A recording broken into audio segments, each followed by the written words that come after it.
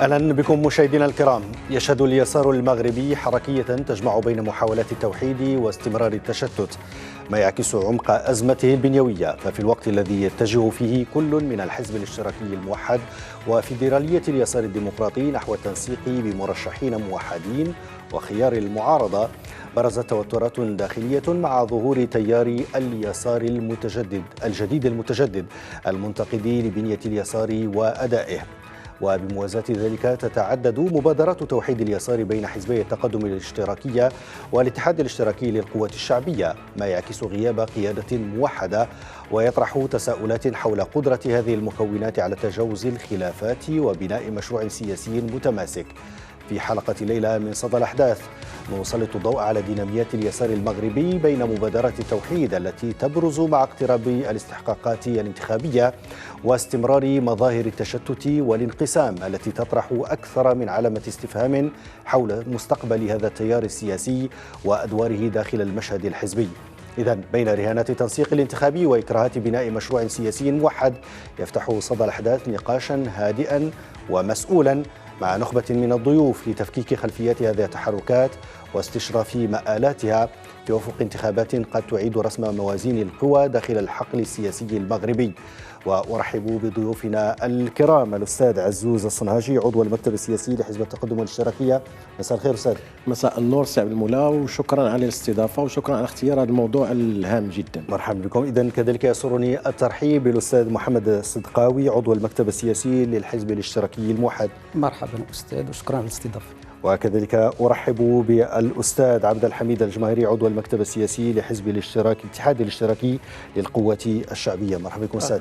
مرحبا، شكرا على الدعوة. إذن قبل الخوض في محاور هذه الحلقة والتي ننطلق من حصيلة أو استقراء حصيلة انتخابات 2021، طبعا هل أنتم راضون عن الأرقام المحصلة في الانتخابات الأخيرة؟ أنتم في التقدم والاشتراكية لكم 22 مقعدا، هل هذا يعكس قيمة وحجم حزب التقدم والاشتراكية؟ طبعا لا يمكن لأي تقدمي وأي ديمقراطي أن يكون راضيا على هذه ما نقولش النتائج ولكن على هذه الأرقام. نعم.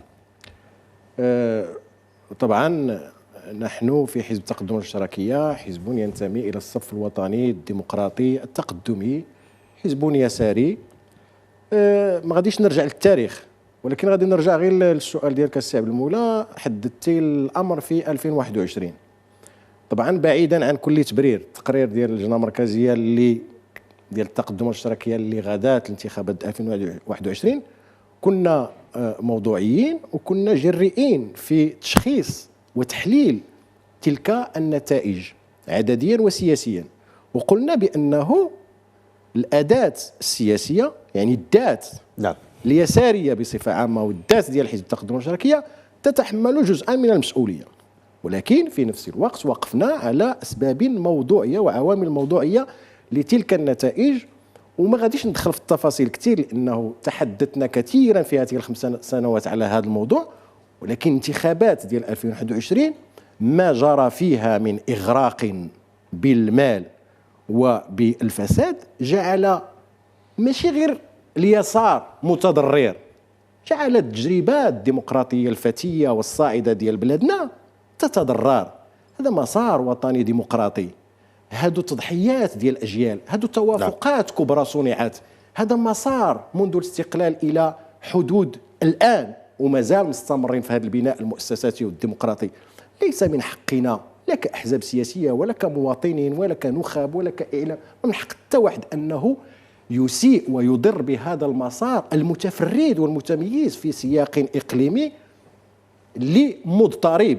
ما غاديش نرجع للربيع الديمقراطي والعربي والمآلات ديالو، ولكن هذا مسار مغربي متفرد في محيطه الإقليمي وما من حقناش نخطئوا وما من حقناش نضروا. ولذلك ما كنبررش، كنقول بأنه العوامل الذاتية ديال اليسار المغربي قائمة ومسؤوليتنا قائمة، ولكن في ظل كل تنقية الانتخابية لا يمكن تحقيق أكثر مما تم تحقيقه ربما. لا يمكن أن نحقق أكثر بالشروط التي يمكن أن نعود إليها في هذا النقاش، ولكن ما جرى في 2021 ما حقناش كانوا خاب اننا نسمحوا لبلادنا انها تكرر في 2026. استاذ الصدقاوي، طبعا نحن ربما ازاء تكرار ذات السيناريو الذي سبق انتخابات 2021 حديث عن محاولات للم الشمل الصف اليساري، لكنه ينتهي بغياب التنسيق ودخول ربما كل يعني حزب على حدة لهذه الانتخابات، وتنتهي بهذه النتائج المحققة: 34 للاتحاد الاشتراكي القوى الشعبية، 22 للتقدم والاشتراكية، و18 للاتحاد الدستوري ولأنه خارج الصف اليساري، وواحد لفيدرالية اليسار. هل نفس السيناريو يتكرر مع انتخابات 2026؟ محاولات للتنسيق، لكن بعد ذلك ندخل يعني الانتخابات منفردين، باستثناء هذه التجربة التي تأخذونها أنتم في الحزب الاشتراكي الموحد مع فيدرالية اليسار. شكرا. أولا، مسار انتخابات بالمغرب يعني منذ الاستقلال إلى اليوم شابتها مجموعة ديال الاختلالات، وكانت دائما يتم هندستها من أجل أن تعطي النتائج اللي كنشوفوها، وبالتالي قياس نتائج اليسار بصفة عامة وفق النتائج الانتخابات الأخيرة أو ما قبلها ما كاينش واحد المقياس يعني اللي غنقيسوا بها، ما دامت يعني وزارة الداخلية هي التي تسهر على هندسة هذه الانتخابات عن طريق القوانين اللي تتأثر هذه الانتخابات. لا ننسى الانتخابات الأخيرة تمت تنظيمها في يوم واحد عن طريق جمع الانتخابات التشريعية وانتخابات المجالس الجهوية والإقليمية والجماعات الترابية، مما أفرز لنا نتائج مشوهة غير ذات مصداقية، بحيث وجدنا واحد 3 ديال الأحزاب تيتحكموا، هما اللي تيشكلوا الحكومة، هما اللي تيشكلوا المجالس الجهوية، هما اللي تيشكلوا لنا المجالس الإقليمية، هما اللي تيشكلوا لنا الجماعات الترابية الحضرية والقروية، وبالتالي فشل حكومي تابعه فشل على مستوى الجماعات وعلى مستوى الجهات وعلى مستوى الأقاليم. إذن العملية تنعتبر أن المدخل الأساسي لتكون انتخابات نزيهة، أولا يجب توفير شروطها، ثانيا أنه يجب أن تكون القوانين المؤثرة للانتخابات قوانين تسير في أن تكون تفضي إلى يعني الانتخابات تحظى بالمصداقية. هذه أولا. بالنسبة للدخول المشترك سواء بالنسبة لليسار، أولا اليسار قلتي بأنه يعني يعرف التشتت. اليسار بطبعه لا أقول في حقيقة، الجميع يقول نعم، اليسار لا يعرف تشتتا بمعنى التشتت بهذا المعنى، بهذا المفهوم.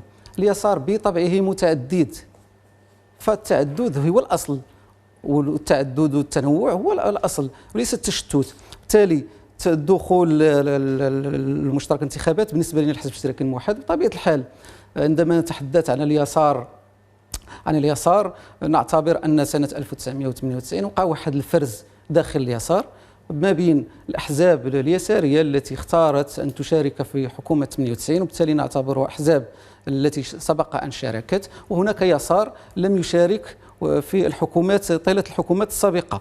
بالتالي هناك يسار معارض، يسار مناضل معارض، ويسار يعني سبق له أن يعني مارس العمل تدبير الشأن العام.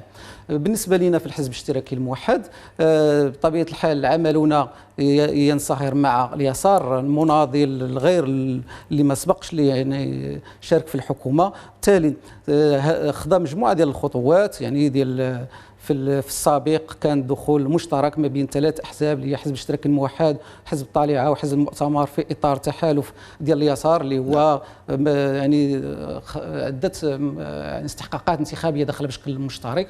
والآن بطبيعة الحال في الانتخابات المقبلة هناك نقاش وهناك عمل مشترك وهناك تقارب مع رفاقنا في فيدرالية اليسار من أجل يعني الدخول طبعا للتفسير وللتفصيل في يعني أثر ربما هذه المبادرات وهذه يعني الرغبة في خوض يعني الانتخابات وغمارها بشكل ثنائي. أستاذ جمهري، الأكيد بأنه حزب الاتحاد الاشتراكي للقوى الشعبية رقميا هناك تحسن مقارنة بالانتخابات 2016، لكنه طبعا ليس الحجم ربما الذي يوازي قيمة الاتحاد الاشتراكي. هل فقد اليسار بشكل عام جزءا من قاعدته الانتخابية التقليدية التي كانت في السابق تؤهله ربما للتصدر في الانتخابات أو الحلول يعني ضمن الثلاثة الأوائل؟ أولا أشكرك على الدعوة مجددا وعلى السؤال. أولا نقدر نقول بأنه بالمقارنة انتخابات 2021 الاتحاد تقدم على 2016 بطبيعة الحال، تقريبا ضاعف رقمه وحسن موقعه في الخريطة السياسية، وأصبح القوى المعارضة الأولى بغض النظر على التصنيف السياسي أو الإيديولوجي للمعارضة. لكن نقول أيضا أن ربما ربحنا بعض المقاعد، ولكن الديمقراطية عموما لم تنجح مؤسساتيا بالشكل الذي يمكن أن يحصل. نعم. صحيح لا أحد طعن في الانتخابات طعن سياسي، لكن يمكن نقول دابا أنه كان طعن أخلاقي موجود نظرا لحجم الفساد الذي طالها. اتفق مع سي محمد فيما يتعلق أن شروط إجراء الانتخابات في يوم واحد أيضا كان له تأثير، وربما لم يكن هذا العنصر الوحيد أو الحاسم. احنا عشنا الحملة الانتخابية، أنا كنت في الحملة الانتخابية وكنت مرشح، وكنا إلى جانب إخوان في اليسار والرفاق في اليسار نتابع أطوار هذه الانتخابات. لا أعتقد أنه كان فيها يعني فقط ما يشرف أو فقط ما هو إيجابي. العنصر الثالث وهو أنه ما يمكن شيء ننكره بأنه ما يحدث في انتخابات المغرب يتم تحت مظلة واسعة وكبرى، وهو وجود واحد الخصاص كبير في الثقة، حتى لا أقول كلمة أكثر قسوة، سواء بين الفاعل السياسي أو المجتمع، والمجتمع و يعني الدولة، وبين الفاعلين السياسيين لأنفسهم. 4 أنه جرت هذه الانتخابات وقد تم يكاد يكون يعني فرض شروط واحد الأقلية، مركب مصالحي مالي سياسي فرض شروطه ربما على الجميع، ويمكن لي نغامر نقول كاع فرضها حتى على الدولة. وكان دائما أتنظر بقولة كنقولها الإخوان، وقلتها ربما حتى في بعض اللقاءات التلفزيونية، أنه لو كان للدولة مرشحين ربما مباشرين، أن الأموال اللي غادي تعطيهم ستخسر الدولة نظرا لحجم المياه ديال الأموال التي نزلت بهذا الشكل. وبالتالي يطرح علينا واحد السؤال حقيقي، هو مدى ما تعكسه الانتخابات يعني فيما يتعلق بالسياسة وبالتعددية السياسية، ويعني بالثراء السياسي اللي موجود في البلاد من بعد 50 أو 60 سنة. العنصر الخامس أو السادس اللي مهم جدا، وهو أننا نحن لحد الساعة بعد 50 سنة أو 60 سنة من تجربتنا الديمقراطية الفتية والتي لازلنا نقويها، وأعطتها بلادنا واحد الأهمية واحد التميز أساسي في الدائرة العربية الإسلامية وأيضا في القارة الإفريقية إلى آخره. ما زلنا نعيش يعني واحد الهيتشكوك سسبانس في كل الانتخابات، فنحن لا نملك قواعد انتخابات قارة. في كل انتخابات نغير قواعد، والحال أن الاستقرار الديمقراطي والاستقرار المؤسساتي يفرض أن تكون هناك قواعد قارة يعرفها الجميع، وتسمح أيضا بأن تكون القوى السياسية قادرة على الاقتراب أو الابتعاد وتنظيم يعني انتخابات مشتركة وتنظيم مرشحين منتخبين إلى آخره. تجربة بالنسبة للاتحاد أيضا، هذا الثراء كاع اللي درناه وهذا الشيء كاع اللي كنا خضنا وصلنا لواحد المؤسسات بطابعين. داخل البرلمان كاين هناك خلل في التوازن ما بين المؤسسات التشريعيه وما بين الحكومه، وهذا الخلل ديال المؤسسات مساله كبيره وقويه سناتي طبعا للتفصيل في العلاقه المضطربه. والعنصر الثالث هو التغول الحكومي الثلاثي واللي جبته السي محمد، واللي بالنسبه لي اغلق الحقل السياسي ماشي غير فقط على اليسار بل على جميع المكونات التي يمكن كما قلت نرجعون نأتي للتفصيل، ولكن نتوقف يعني قليلا مع فقرة عين على الخبر. إذن مع اقتراب انتخابات 2026 يعود الحديث عن توحيد اليسار المغربي، لكن في ظل تعثر المبادرات واستمرار التشتت. أرقام انتخابات 2021 كشفت ضعف التنسيق وتراجع الحضور الانتخابي، ما يطرح سؤالا مركزيا: هل ينجح اليسار في بناء جبهة موحدة قادرة على المنافسة، أم يستمر خارج معادلة التأثير السياسي؟ بعض ملامح الإجابة في سياق تقرير التالي صفية هيداني.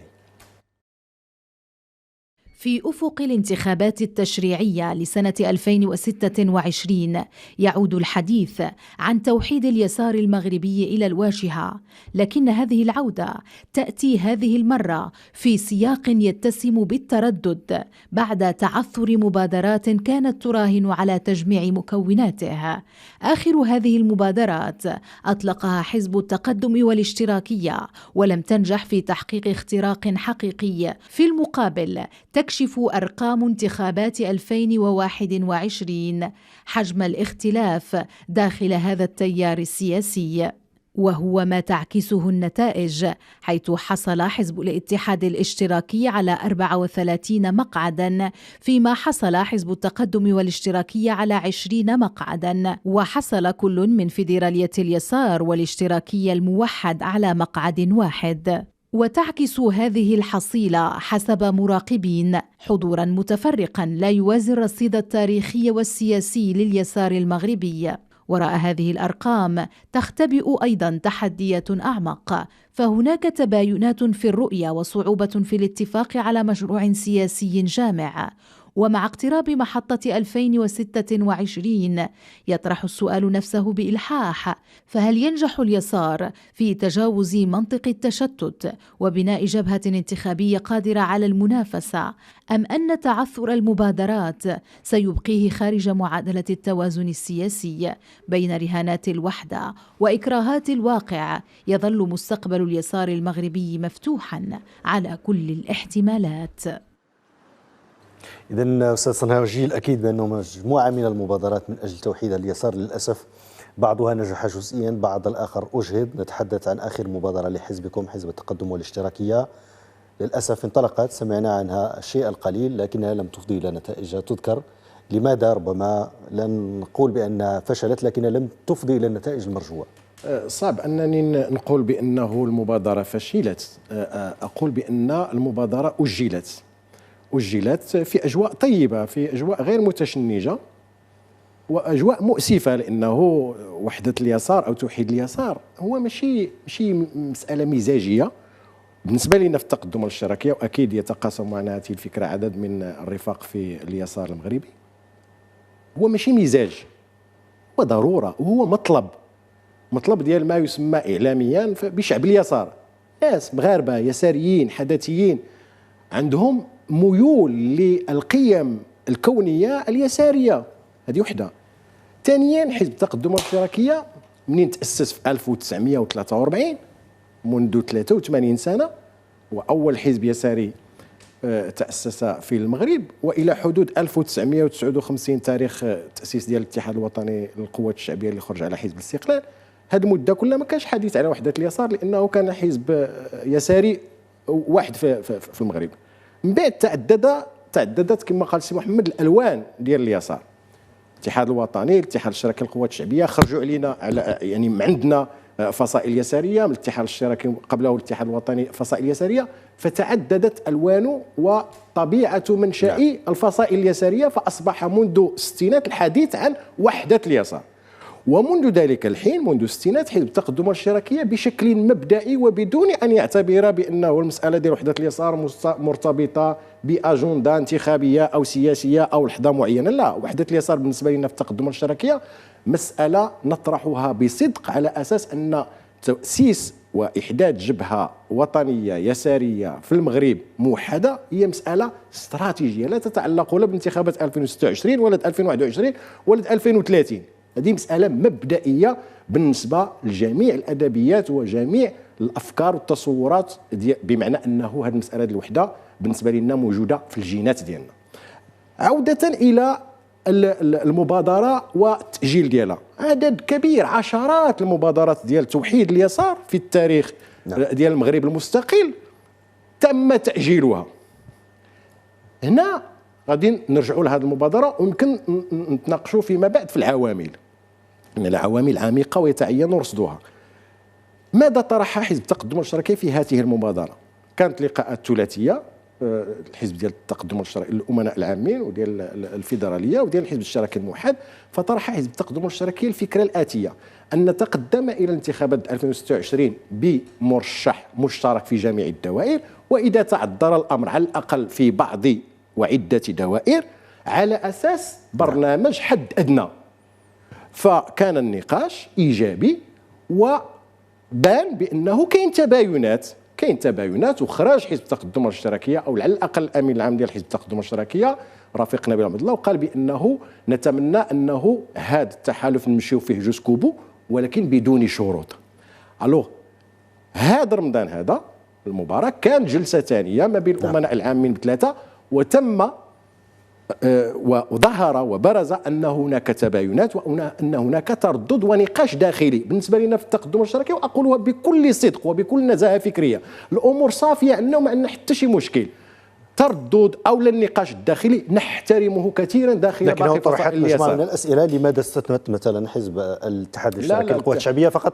يعني لا طبعا سياتي لا يمكن تصور وحده ديال اليسار المغربي اكيد بدون تقدم اشتراكي وبدون اتحاد اشتراكي القوى الشعبيه. نوضحوا الرؤيه في هذه المساله. استاذ الصدقاوي، طبعا هل وجدتم انفسكم حاضرين مثلا في هذا المقترح الذي يدعو الى وحده اليسار؟ انكم خرجتم بتصوركم انهم تشتغلون مثلا مع فيدراليات اليسار بالنسبه لكم اقرب ربما بالنسبه للتوجه، بالنسبه ما دام انكم اخترتم من المعارضه منذ البدايه هو اختيار ربما لا تتقاسمونه مع حزب التقدم والاشتراكيه، وبالتالي اخترتم منهجا اخرا غير ما يقترحه استاذ يعني حزب التقدم والاشتراكيه. اولا يجب ان نميز ما بين توحيد اليسار وما بين تحالف انتخابي، يعني هذا تمييز اساسي. وحده اليسار هذا شيء وسيروره ومسار طويل. بالنسبه لما نتحدث عليه هو تحالف انتخابي.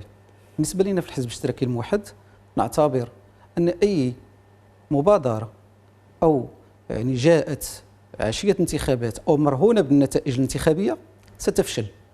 بالتالي الدخول مشترك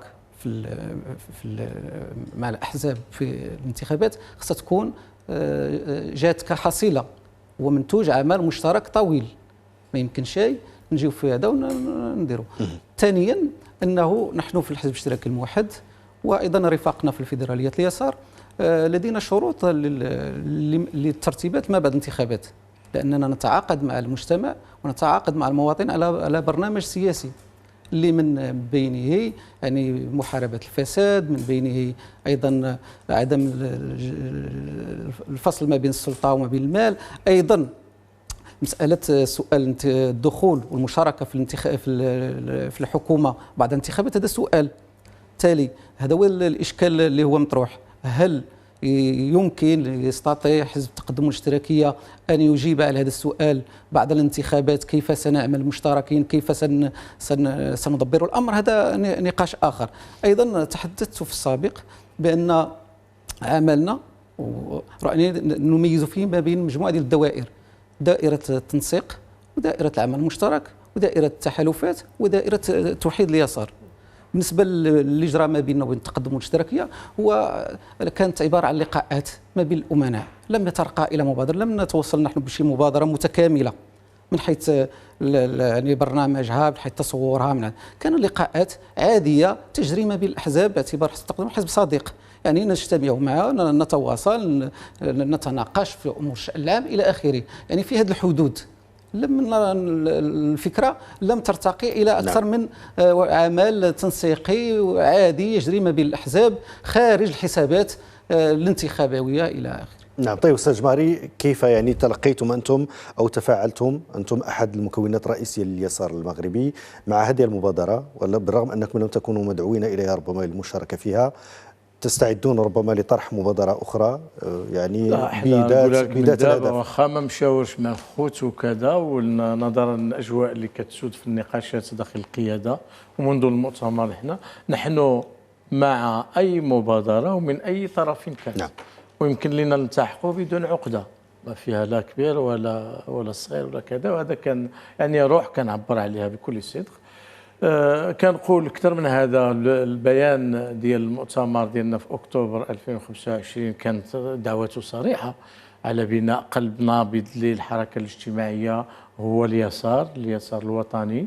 هذا شرط أساسي، على الأقل نتلاقاو فيما يتعلق بالقضية الوطنية والوحدة الترابية وترابية الأمة. هذه مسألة جوهرية، وإلا غنبقاو نديروا السياسة ديال سميتو النعامة. أيضا في 23 فبراير، يعني هذه أقل من تقريبا شهر، باش كان بلاغ ديال المكتب السياسي ايضا اعاد التاكيد على الدعوه من اجل الذهاب يدا في يد الى الانتخابات القادمه اذا استطعنا الى ذلك سبيلا. واكثر من هذا انه الاتحاد يعلن يعني ارادته ورغبته وايضا استعداده للانخراط وان يسير في اي مبادره كما قلت. العناصر التي تشكل هذا المسار خصها واحد التفكير ماشي عميق بزاف دابا لانه لا يسمح به، ولكن واحد المجموعه من العتبات. العتبه الاولى اللي خصنا نستحضروها، اليسار جزء كبير في بناء الدوله المغربيه منذ 1960 مع حكومة عبد الله إبراهيم ومع عبد الرحمن اليوسفي، واللي بالصدفة كان في الديوان ديالو سي محمد الحبابي واللي قادم من حزب التحرر الاشتراكية، وابراهيم السرفاتي القادم هو من نفس التوجه إلى آخره. كان ضروري بناء الدولة لليسار يد فيها أساسي في تجديد النفس لبناء الدولة المغربية في 98 بعد الإعلان الرسمي عن السكتة القلبية والتحول والاستعداد لهذا الانتقال. كذا أيضا جاء اليسار لإعادة بناء الدولة على أسس نفس ديمقراطي وكذا، ولربما لأول مرة سنربح انتخابات نزيهة في 2002. وبالتالي أعتقد أن الأساسي هو الدخول للبرلمان. دخول الحكومة هو غير تبعية اشتراطية، يعني أنه من يدخل البرلمان فهو عمليا يدخل الحكومة إذا أتيح له بالفعل الشروط التي يضعها هو للمشاركة. 3 أنه تجاربنا في محاولة التوحيد والعمل اليساري المشترك أغلبيتها تمت قبل الحكومات وداخل المعارضة لكن لم تنتج، ولحد الآن كاين اللي ما دخلش، اللي دخل الحكومه وسان ولكن لم يصل الى توحيد جهوده، وكاين اللي ما دخلش الحكومه وايضا لم يصل لتوحيد جهوده. اذا يجب البحث اعمق من هذه المفارقه اللي كاينه. حنا ويمكن كما يقول لا غوش جيستيونير ولا غوش ايديولوجي. حنا هذا اليسار التدبيري حنا جالسين بجوج مازال ما درنا محاولات ومازال لم تستكمل، ونفس يعني المنهج بالنسبه للاخوان الاخرين. هذه التجارب حنا ما عندناش تجارب منذ ايام تم اليوم وقيل دفن جوسبان، يونا جوسبان الذي يعتبر في فرنسا هو قائد اليسار المتعدد، واللي كان يعني التجربه ديالو لم يكن هناك نقاش مفتوح مع الجميع. هو قاد باسم الحزب الاشتراكي حوارات مع الحزب الشيوعي على الانفراد ومع الخضر ايام دومينيك فواني ومع حزب حركه المواطنين مع شوفينمون ثم مع كريستيان توبيرا الى اخره، كل على حده. عاد جات المرحله لم يكن هناك برنامج سابق للدار. طبعا انه في اليسار الفرنسي اللي هو بالنسبه لنا واحد التجربه نموذج دائما نتامله، هناك استحضار لهذه التجربه. عرفوا التجربه في 36 مع الفرون بوبولير مع الجبهه الشعبيه، عرفوها في 72، عرفوها مؤخرا مع الجبهه الشعبيه الجديده الى اخره. اذا يجب تاسيس تقاليد في هذا الجانب. متى يمكن؟ حينما نتفق على تحليل واحد لكل الفضاءات وامكنه السياسه. يجب ان نطرح السؤال حول اين تمارس السياسه وحول ماذا تمارس السياسة. حول البرلمان يجب أن يكون لنا تحليل موحد. حول طبيعة النظام السياسي يجب أن يكون لنا متقارب بشكل أو بآخر. نعم طيب، وربما هل هذه الأسئلة لا تجد نفسها ربما في الواقع؟ هل نحن يعني لم نتفق ربما أو لا يتفق اليسار حول هذه الأسئلة الوجودية كما يشير إليها أستاذ جمهري، أم أن ربما حتى يعني حشر ربما هذه المبادرات على بعد أشهر قليلة من الانتخابات لا يوفر لها الأرضية الخصبة من أجل أن تنجح وتبلغ يعني مبتغاها؟ متفق معك السي عبد المولى، لأنه وحدة اليسار هو مسار وهو سيرورة، هو ماشي محطة، ماشي أجندة ديال الانتخابات.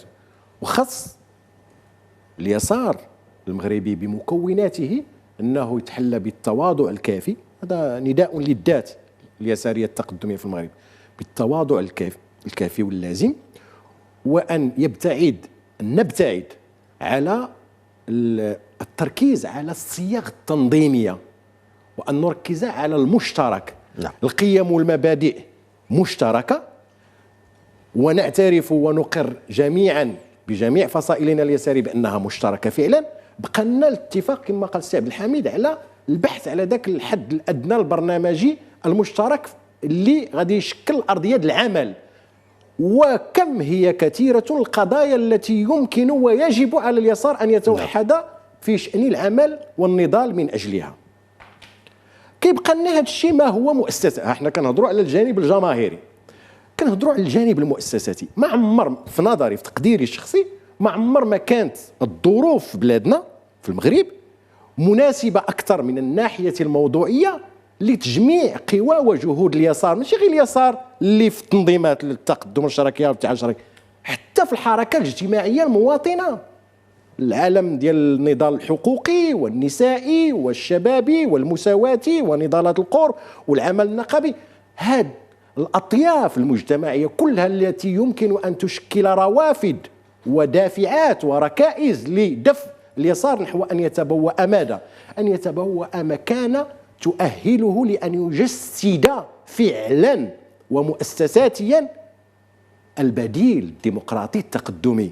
علاش قلت بأنه الظروف مواتية؟ لأن ما عمر في بلادنا كانت شي حكومة، وبكل موضوعية أقولها بكل موضوعية، ما عمر كانت شي حكومة انتصرت بشكل فظ وبشكل صارخ للوبيات المال بحال هذه الحكومة الحالية.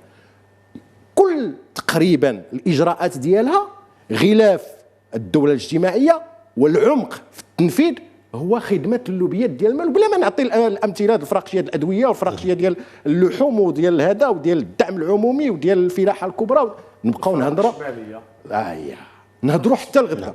بمعنى بقات لي فكرة، لا بقات لي فكرة باش نكمل التحليل ديالي، هو العودة إلى دونك الظروف الجماهيرية مواتية، الظروف المؤسساتية تجبرنا وتلزمنا أخلاقيا وتاريخيا أننا نتحمل مسؤوليتنا ديال أننا نتوحدوا. في مقابل هذا الزخم نجد أنه مبادرة فعلا كانت هضرة ديال الأمناء العامين ولقاءات، ولكن شرط ديال خصنا نتذكروا على أننا ما ندخلوش للحكومة، نشاركوا في الانتخابات.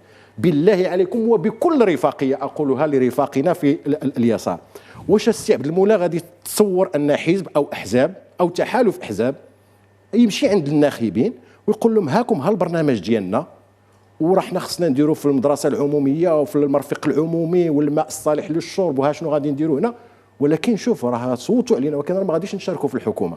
هذه كنعتبرها أنا شخصيا مفارقة عجيبة. وبالتالي هذا الشرط من ما غاديش نوصفه، ولكن نقول لا يتعين أن يطرح.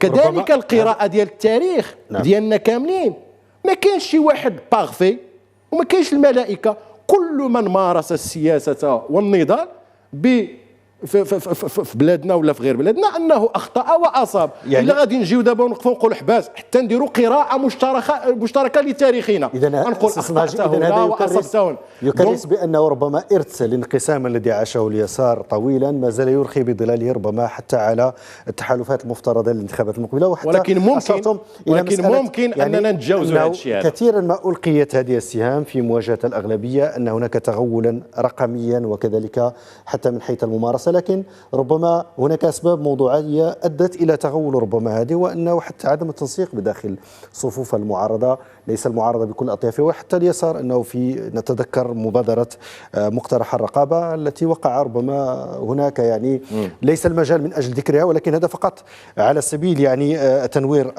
الأمور. في نظركم أستاذ صدقاوي، طبعا الأكيد بأنه هذا يثبت بأن هناك تفاوتات كبيرة، اختلاف كبير، أكيد ربما حتى أنه بنيوي في صفوف ومكونات المعارضة، ونحن مقبلون على بعد أشهر قليلة من الانتخابات المقبلة. ربما الوضع يستمر على ما هو عليه بدون تغير ما دام أن الشروط لم تتغير وكذلك البيئة الحاضنة لم تتغير، أن تستمرون كل ربما يخوض غمار الانتخابات بتوجهه الخاص. طبيعة الحال نحن تصورنا أنه لا يمكن المشاركة في حكومة ليست لها صلاحيات.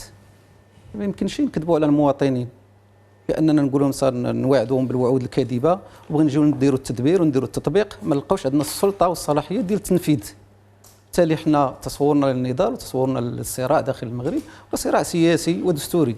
ما دام ان الدستور المغربي مازال ما عطيش الصلاحيات الواسعه للاحزاب السياسيه لممارسه يعني برنامجها السياسي، تبقى دخولنا للعمل الحكومي غير دي موضوع غير دي جدوى.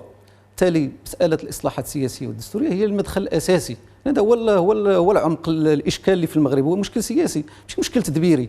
تدبيري ممكن أي واحد يدير تدبير، مسألة شكلية، ولكن القرار السياسي ومن يقرر هنا في كذا. إذا كان مكونات اليسار توحد معنا في هذا النضال من أجل إصلاحات سياسية ودستورية وحقيقية، فهذا هو المسار الحقيقي ديال اليسار اللي خصو. لأن السؤال الأول هو هذا السؤال ديال بناء الدولة. بغي نبنيو دولة ديمقراطية ودولة المؤسسات، هذيك الساعة الأمور الأخرى تأتي بمفردها. المسألة الأخرى نحن ندعو إلى تشكيل جبهة واسعة للنضال المدني مع الحركات الاجتماعية، ليست فقط مشكلة فقط من الأحزاب اليسارية، ولكن بالإضافة إلى جمعيات المجتمع المدني وإلى تيارات كاينين داخل المجتمع ونقابات وأيضا الحركات الاحتجاجية والتنسيقيات وغيرها. وبهذه المناسبة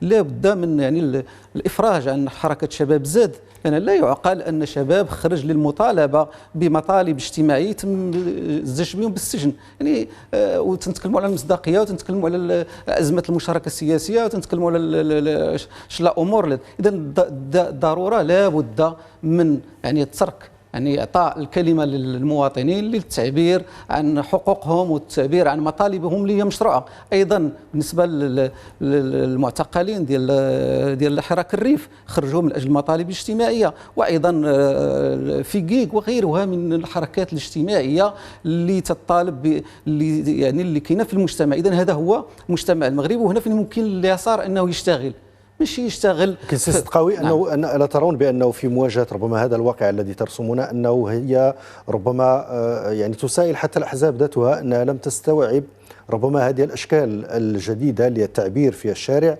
فرأت ربما في المجال العام في الفضاء العام بديلا للأحزاب للعمل من داخل الأحزاب التي لم تستطع إيصال صوتها لمراكز القرار. أنتم تقولون بأنه تضربون بالبات والمطلق، تغلقون الباب في وجه العمل من داخل الجهاز التنفيذي. كيف ستغيرون ربما السياسات العمومية؟ كيف ستجيبون على أسئلة من تقولون بأنهم مزجون في السجون إذا كنتم تقاطعون العمل من داخل الهيئات التنفيذية؟ الإخوان في الاتحاد الاشتراكي وفي التقدم المشتركي سبق أن مارسوا تدبير الشأن العام، شاركوا في حكومات سابقة. بالتالي هذا الأستاذ اليوسفي المرحوم الأستاذ اليوسفي كان وزير أول وجاوب على هذا السؤال، هذا بأن السؤال في المغرب هو سؤال سياسي وسؤال ديال الصلاحيات السياسيه والدستوريه اللي معطيه لرئيس الحكومه واللي معطيه تنقولوا رئيس الحكومه تنقولوا المؤسسه ديال الحكومه والمؤسسه ديال البرلمان. نعم، في سياق دستور 1996 حاليا نتحدث عن دستور 2011 فيه ربما رئيس حكومه بصلاحيات اوسع. طبعا المجال ليس من اجل محاسبه او طرح حصيله العمل، لكن فقط من اجل مواكبه النقاش. استاذ طبعا جمهري، الاكيد بان انتخابات مقبله، أكيد بأن المقاربة البراغماتية، لأن ما يحسب في آخر المطاف هو عدد المقاعد المتحصل عليها وليس ربما الفكر أو المنهجية أو النسق الفكري الذي تم ربما الذي سبق هذه الانتخابات. هل ما يحكم عمل الأحزاب اليسارية حاليا هو براغماتي من أجل تحسين ربما ترتيبها على مستوى المقاعد؟ من المؤكد أنه كل من يدخل الانتخابات إلا وأنه خصو يحصل على أكبر عدد من المقاعد. ما سيفعلوا بها من بعد فذلك رهين بالمعادلات السياسية إلى آخره. بغيت غير نقول بأنه الانتخابات في المغرب،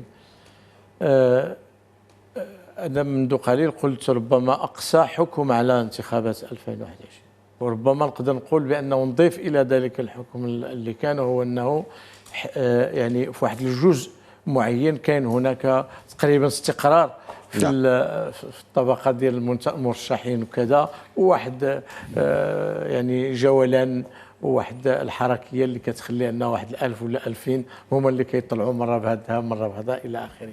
لكن بكل صدق حينما ارى ما يفعله مركب المصالح المالي السياسي وما تريده القوى المحافظه لهذا البلد، لا يسعفني قلبي بتاتا لانتقاد اليسار بكل صدق.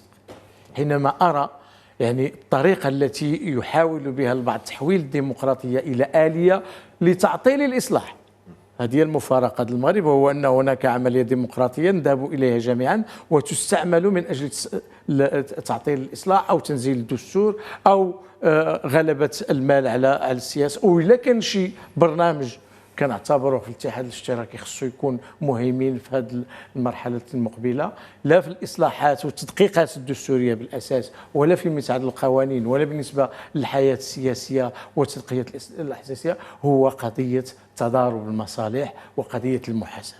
هذه اولا اساسيه.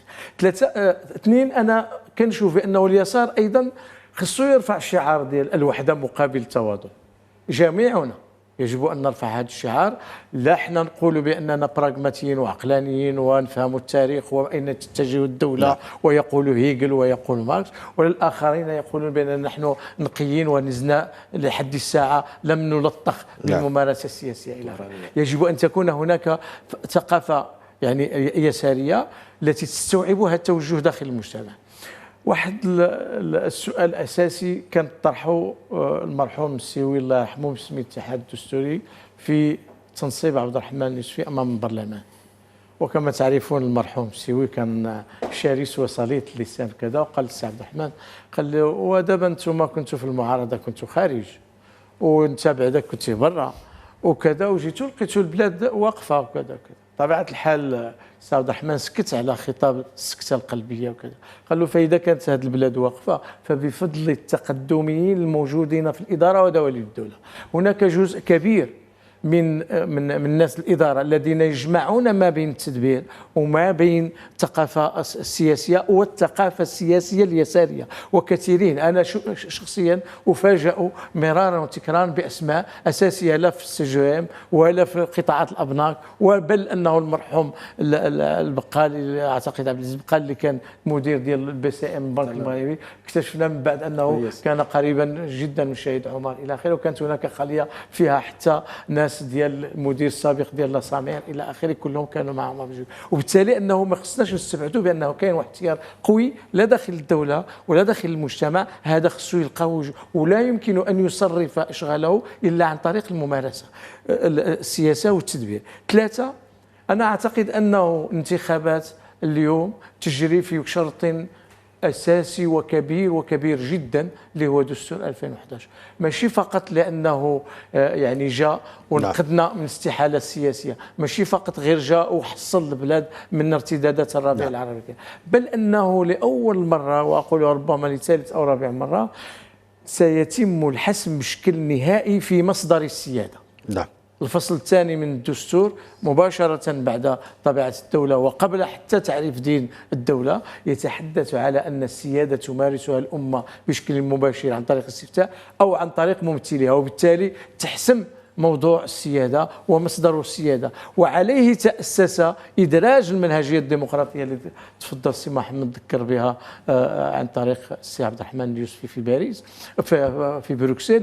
كانت مسألة المنهجية الديمقراطية تم إدراجها على أساس أنه بالفعل الحزب الأول هو اللي يسقط الحكم. معناه هذا ما معناه؟ معناه أنه أصبحت بالفعل هناك ما يشبه الشراكة الدستورية ما بين رئيس الحكومة وما بين رئيس الدولة. هذه مسألة أساسية. علاش قلت قبيلة راه خصنا نتفاهموا على تحليل طبيعة الدولة، طبيعة القرار كيف ينتج، ما الذي تحقق وما الذي يجب أن ندفع في اتجاه أن يتحقق. ما كنقولش بأنه راه الأمور تامة، بل بالعكس هناك أشياء كثيرة يجب يعني مبادرة ربما يعني توحيد أو تقريب الرؤى في صفوف اليسار، قلتم بأنه بصيغة ملطفة أنها أجلت، هل ربما تلعب الانتخابات أو النتائج التي يرتقب أن تفرز عليها يعني الانتخابات المقبلة 2026 يعني دورا في دفع ربما نحو تقريب وجهات النظر إذا كانت ربما نتائج مرضية لأحزاب اليسار؟ طبعا نتطلع دائما في حزب التقدم والاشتراكية لأن يكون اليسار وتكون فصائل اليسار في صف واحد وفي توجه واحد، وما غاديش نرجع ل 2011 وما غاديش نرجع ل 2009 منين بانت الانحرافات على المسار الوطني الديمقراطي إلى آخره. هذه المسألة ديال الانتخابات المقبلة قلت بأنه التحالف أو الوحدة ديال اليسار هي مسألة يتعين أن ينظر إليها على أنها مسار وأنها مسألة استراتيجية. نعم. داكور. الشروط مناسبة، قبيلة هضرت على الشروط المجتمعية وراه زاد فصل فيها السي حميد الجماهري وعلى وجود ميولات شعبية واسعة في المجتمع اللي ممكن أن تشكل قوة تدفع لليسار.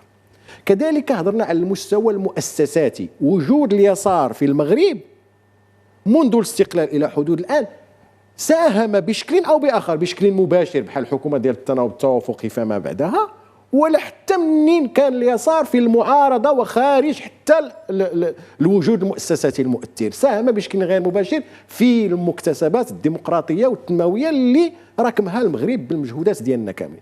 بقى واحد الدور أساسي اللي خصنا نتذكروا عليه، هو أن المغرب على المستوى المجتمعي البيداغوجي، المجتمعي محتاج إلى قيم اليسار في التنشئة الديمقراطية والحوار وديال الوطنية وديال المواطنة، محتاج إلى قيم اليسار. علاش؟ لأنه نقولها بكل صراحة، ما عندناش تنظيمات ليبرالية حقيقية في بلادنا. اليسار يلعب الدورين معا، يلعب اليسار المغربي كتب له أن يلعب، وهذه مسألة أساسية بالنسبة لي، يلعب دور اليسار التقدمي اللي هو مكتوب عليه تاريخيا اللي هو المرفق العمومي ودور الدولة وكذا وكذا وكذا.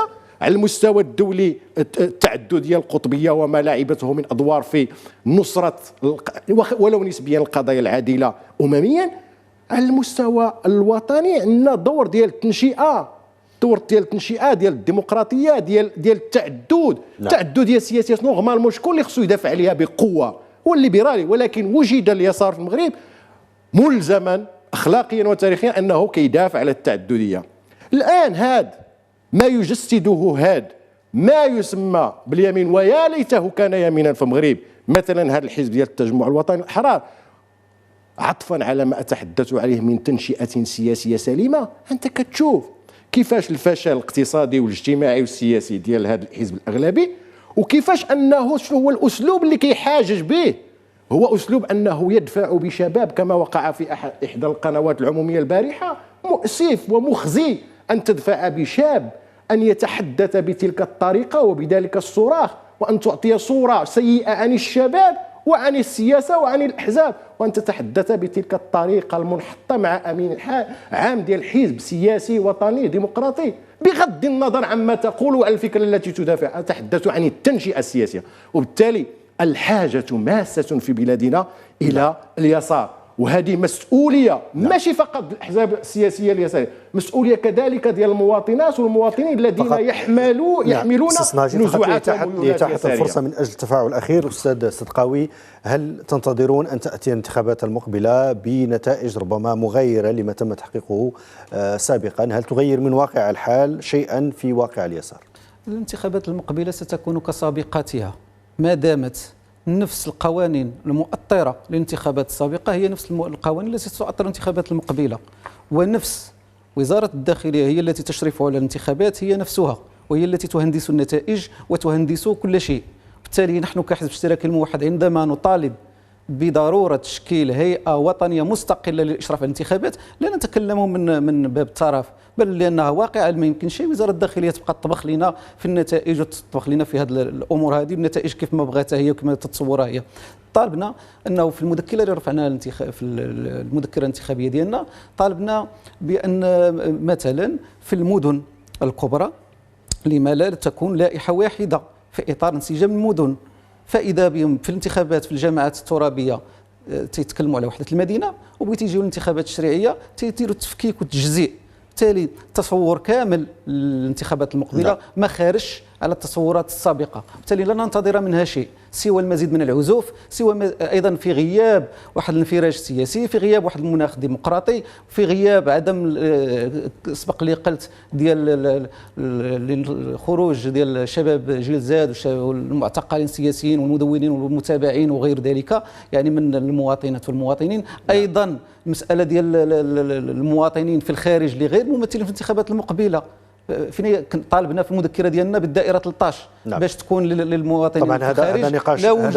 هذا نقاش اخر طبعا سياتي المجال من اجل يعني تخصيص حلقه له من اجل التفصيل فيه. استاذ جمهري، طبعا انتخابات هي الكل يترقبها، لا في الاحزاب اليسار ولا اليمين ولا جميع الاطياف السياسيه. انتم في الاتحاد الاشتراكي كيف تتوقعون المشهد؟ يعني هل يحسن ربما الاتحاد الاشتراكي وضعه فيها؟ انا بعدا كنقول واحد الكلمه كنذكرها ديال السي عبد الرحمن، كان كيقولها دائما كلي دفوت، يقول ده المفتاح السحري لاي شيء هو الانتخابات. وبالتالي الشروط لا اعتقد ان الشروط كامله ومتكامله فيما يتعلق. يمكن نسجلوا انه كاين حوار وطني واسع حول هذه المدونه، وكان التزام ملكي وتم تنزيله، وكاين احترام دوريه الانتخابات وانتظامها حسب ما ينص اليه الدستور الى اخره.